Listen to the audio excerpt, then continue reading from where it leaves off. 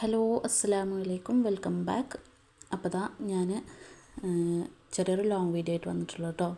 അപ്പോൾ കുറേ ദിവസമായിട്ട് ഷോർട്ട് വീഡിയോ തന്നെയാണ്. അപ്പോൾ ഇന്ന് ഞാനൊന്ന് ഒരു ചെറിയ ലോങ് വീഡിയോ ഇടാൻ വിചാരിച്ചു. അപ്പോൾ ഞാൻ ഇന്ന് ഉണ്ടാക്കാൻ പോകുന്നത് നമ്മുടെ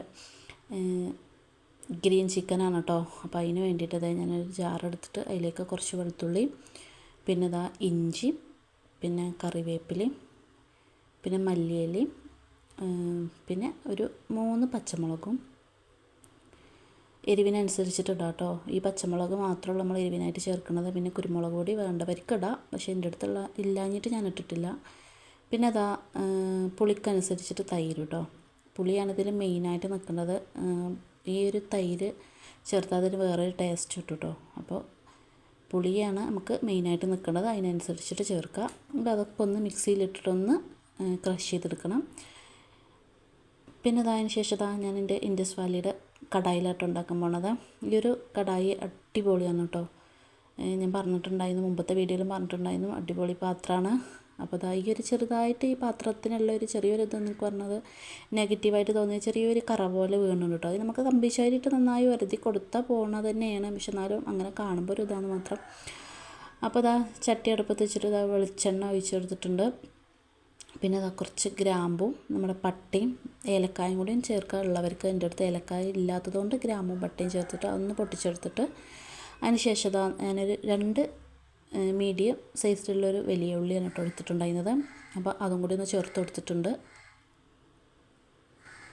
പിന്നെ ആവശ്യത്തിന് ഉപ്പും കൂടി ഇട്ടിട്ട് നന്നായിട്ടൊന്ന് മിക്സ് ചെയ്യുക കേട്ടോ.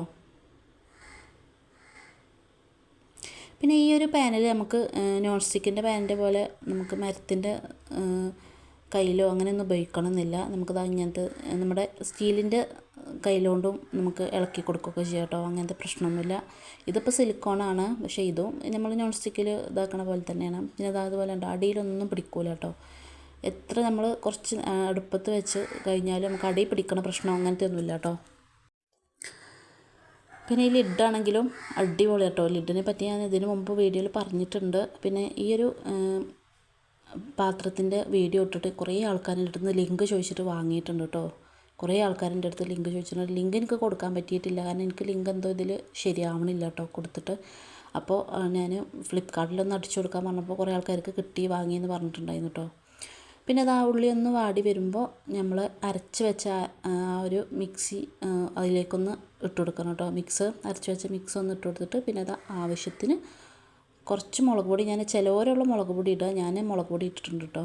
അപ്പോൾ മുളക് പൊടിയും അതുപോലെ തന്നെ മഞ്ഞൾപ്പൊടി ഇട്ട് കുറച്ചധികമായി, പക്ഷേ ടേസ്റ്റിനൊന്നും വ്യത്യാസം ഉണ്ടായിരുന്നില്ല. ശരിക്കും ഈ ഒരു ചിക്കന് പച്ച കളറിലാട്ടോ വേണ്ടത്, ഗ്രീൻ ചിക്കനാണല്ലോ. പക്ഷെ ഞാൻ മഞ്ഞൾപ്പൊടി ഇട്ടപ്പോൾ കുറച്ച് അധികമായി. അപ്പോൾ കുറച്ച് മഞ്ഞൾപ്പൊടിയും ചേർത്ത് കൊടുത്തിട്ടുണ്ട്. കുരുമുളക് പൊടി വേണ്ടവർക്ക് ഇട്ട് കൊടുക്കുക. കുരുമുളക് പൊടി എൻ്റെ അടുത്ത് ഇല്ലാത്തതുകൊണ്ട് ഞാൻ ഇട്ട് കൊടുത്തിട്ടില്ല കേട്ടോ. അപ്പോൾ ആ മിക്സ് ഒന്ന് അതിൻ്റെ പച്ചമണം മാറുന്നത് വരെ നന്നായി ഒന്ന് മിക്സ് ചെയ്യണം. അതിന് ശേഷം നമ്മുടെ ചിക്കനൊന്ന് അതിലിട്ടിട്ടൊന്ന് നന്നായി മിക്സ് ചെയ്യുന്നുണ്ട്. കുറച്ച് നേരം ഇങ്ങനെ തന്നെ ഒന്ന് വെള്ളമൊന്നും പാരാതെ ആ മിക്സൊക്കെ ഒന്ന് ചിക്കനിലേക്ക് പിടിക്കണ വരെ ഒന്ന് അങ്ങനെ തന്നെ ഒന്ന് വേവിക്കണം കേട്ടോ, ഒരു കുറച്ച് നേരമൊക്കെ.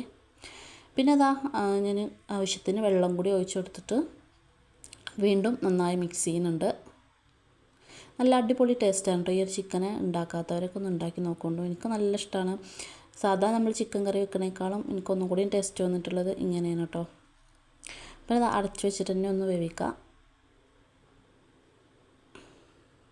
അപ്പോൾ ചിക്കനൊക്കെ അവിടെ റെഡിയായി വന്നിട്ടുണ്ട് കേട്ടോ. നമ്മൾ സാധാ ചിക്കൻ കറി വെക്കണ പോലെ ഇന്ന് ചെറിയൊരു മാറ്റം. അപ്പോൾ ഇത്രയൊക്കെ ഉള്ളൂ കേട്ടോ. അപ്പോൾ അടുത്തൊരു വീഡിയോ ആയിട്ട് കാണാം.